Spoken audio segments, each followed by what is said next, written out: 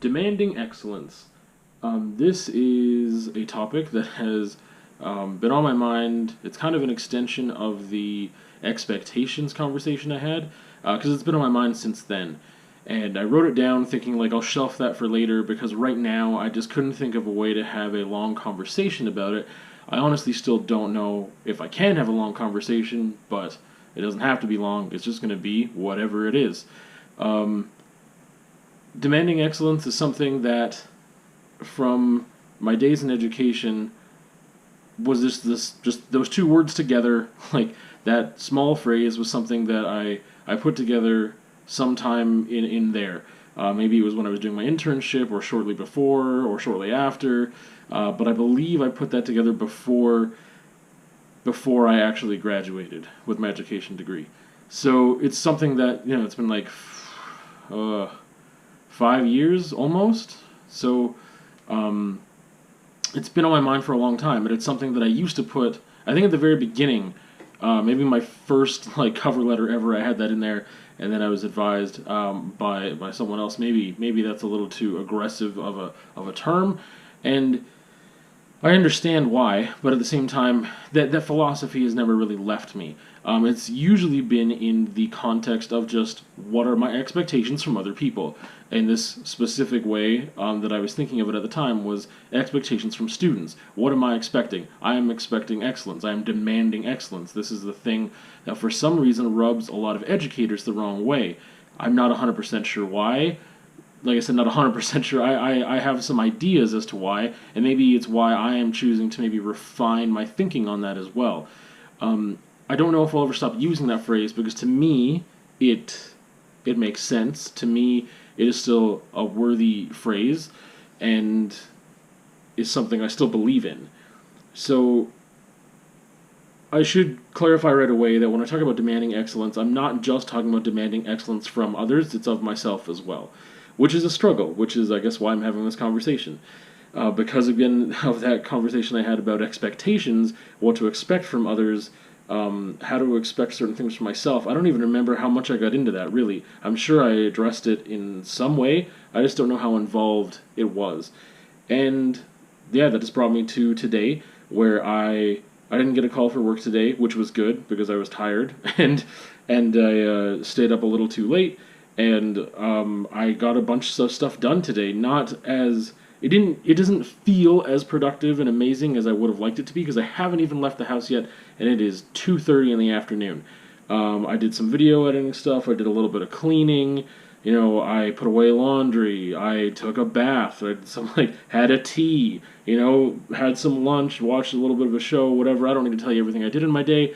But I mean, I did do some productive stuff besides just reading and having some relaxation and mental health time. I did some exercise this morning as well. First time in months and months and months I mean, other than bike riding, which up until last week I hadn't ridden my bike for like 3 months. It was ridiculous. So I did some maintenance on my bike too. So I mean, I did get productive. It just doesn't feel that productive to me because I didn't leave the house. And also because the studio is just sitting there calling me. I spend money on this studio space, and I don't get there as often as I'd like to. And on a day like today, it would have been absolutely perfect because I should have been ready to go in case I got a call in the morning. I should have been ready to leave the house at 7 a.m., showered and dressed. And I was not. I just turned my alarms off and slept, and then realized I never got a call. So I got up, maybe it was like 7, close to 7-ish that I got up, or a little after 7:15 or something that I woke up, and I just stayed up. I'm not tired. I feel pretty good. But I could have got so much more done. I could have left the house for sure, because I still planned to go to the studio. I was going to be there. My last plan was to be there by noon, and then I would have a good 3 hours there before I'd have to leave, and, go pick a child up. And so I didn't get to that. And I just started thinking to myself today, well, that's okay.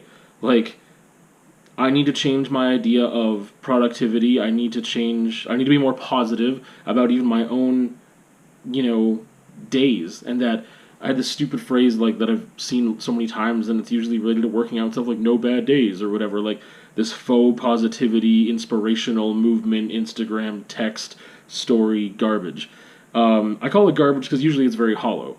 And I also had a conversation a long time ago about becoming more basic with age, And there's a part of me that today definitely felt that again, where I wanted to have a thing of like, there's no days of failure, is what I was thinking. Like, and not to say that days can't be failures. It's that I don't want them to be, and I need to change my mode of thinking, and I also need to do something too. Just because I didn't get to do the things that, like, not that I wasn't allowed to or permitted. I didn't. I mean, I didn't permit myself because I wasn't prepared.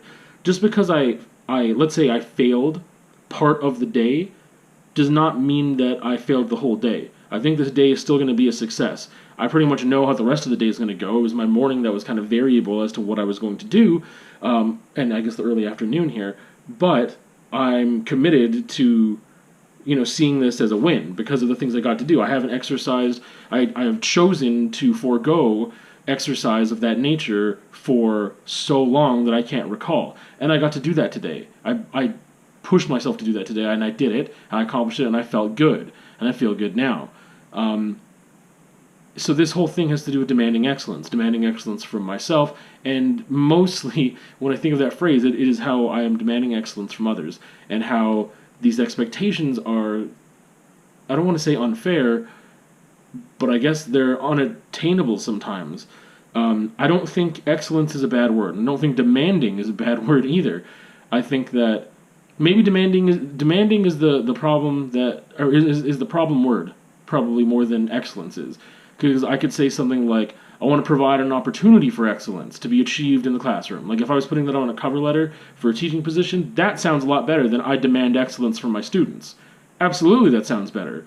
And it is, I don't know what's more true, because I think that they're not, it's not just that one sounds better than the other. I think they are kind of different things. Language is really important. How we use it is really important, and it communicates certain things that are different, right? Even if a word is a synonym of another word, sometimes it just makes people feel different, and perception is reality, which is something that's like my phrase right now. Like, I don't remember how many months ago I had this phrase of external processing. That was the phrase. Well, now the phrase is perception is reality. It's just sticking with me a lot.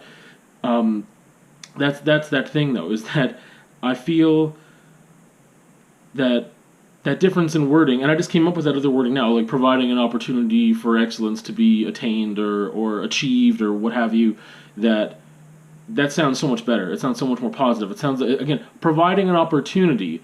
This means so much more than demanding excellence. Demanding, that's where it could begin and end. It's just, like if I'm speaking to a student, like I would be like, I am expecting you to get over 80% or 90% on this thing. That is the expectation. It doesn't say anything about how I am assisting someone getting there. And it's not my job to assist everyone. I mean, a teacher aspect, hell yeah, it is. In a parental aspect or in even a friendship aspect, sometimes it's like, but I mean, of some people, I'm not available to them to assist them in my expectations. So, I mean, that's a weird thing too. I was just thinking of like, what if it was just a customer-merchant relationship, and I went to Michael's, and I demand excellence from everyone I meet, which is a problem, and that's part of what this conversation's about. That person, like I have, the only thing I can do is just go into that scenario with positivity and openness and understanding or whatever else. Like that's a way that some people just walk around all day, and I don't.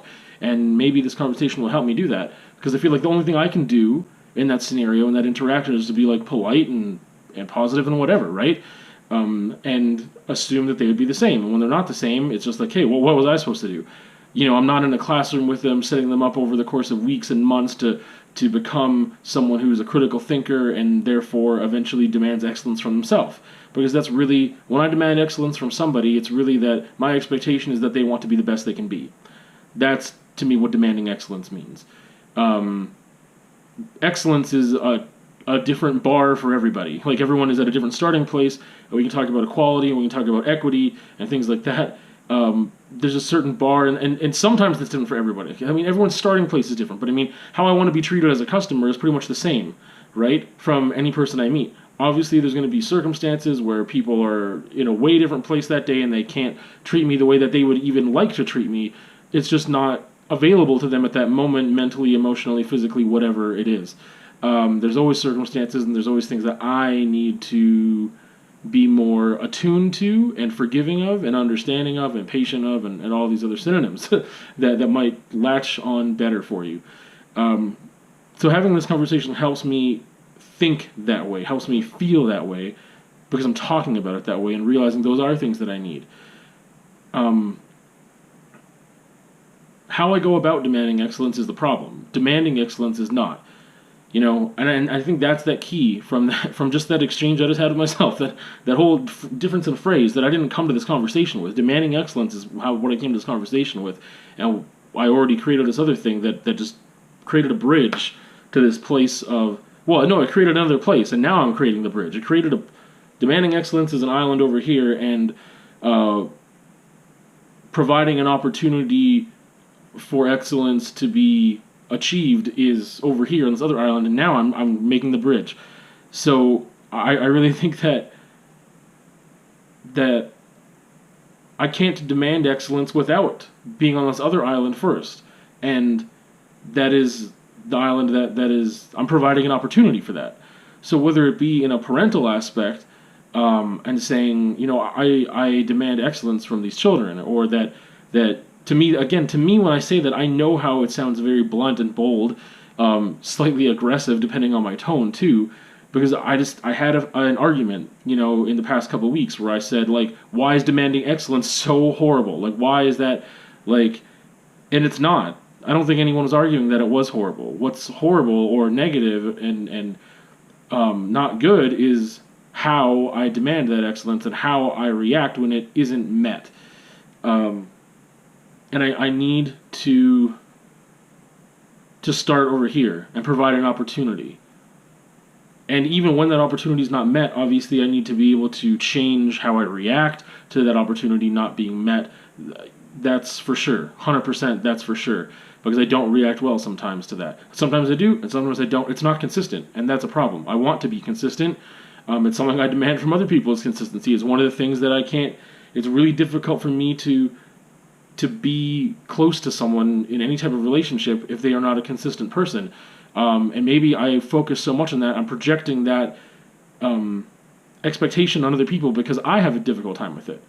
So, again, going back to demanding excellence, providing opportunity for excellence, that there is a responsibility on me. And the responsibility is on my end. And people get frustrated, I get frustrated, because maybe I am providing that opportunity and someone's just not rising to the occasion, and then comes all the other stuff like patience, and this thing takes time, and this takes time, and then me saying, it shouldn't even be this way, why is it this way right now? Like, there's so many instances I can think of that most of it has to do, because that's just my world, is now, like, children that are in my care at times, and then also students, which are also children to a degree, in my care on a sub-level, but I'm thinking of it in a teacher aspect sometimes too, because of the experience I had teaching and that I'd like to have again. But also, I mean, I demand certain things from partners and friends and family and anyone that I interact with, really.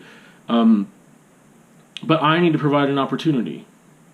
That's the conclusion I've already come to, and I came to it really quick, because I don't provide that opportunity as consistently as I need to. And I feel like maybe the only time I feel like I have to provide that opportunity, this is going to, I don't know. I have to provide that opportunity very consistently until it's time to just completely cut the opportunity off.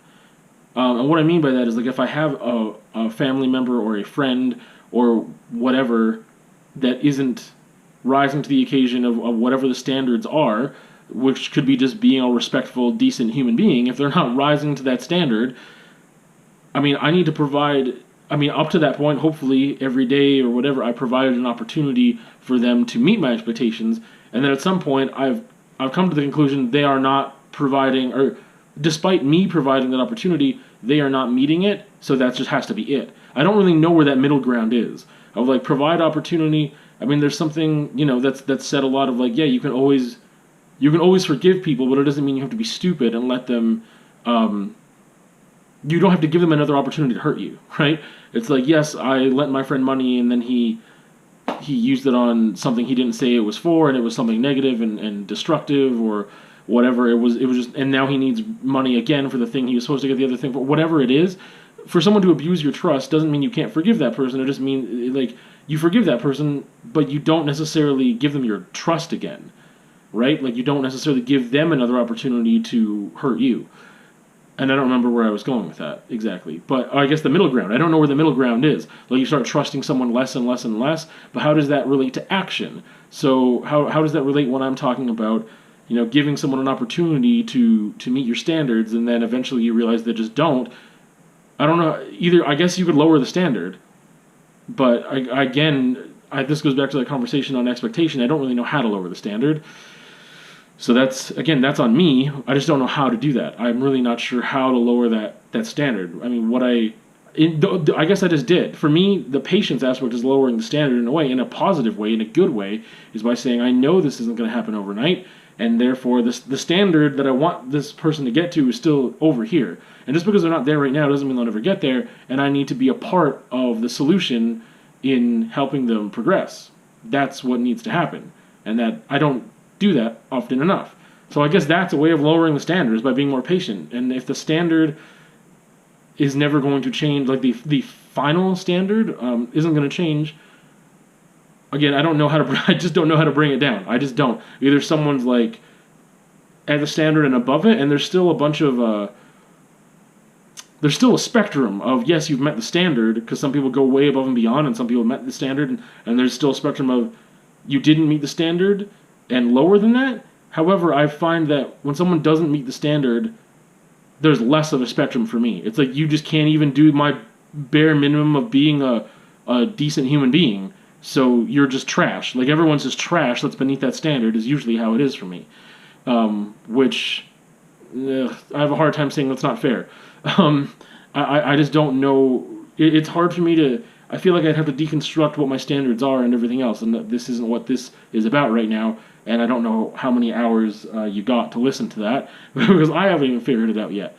But yeah, I think that's the thing. Demanding excellence, I don't think I can do that without giving someone my time, my patience, my energy to provide an opportunity for them to meet that standard. And that should be so obvious that I shouldn't have needed this, 15-minute conversation to figure that out. But that's what I needed. So that's it for me. We'll see you on another time.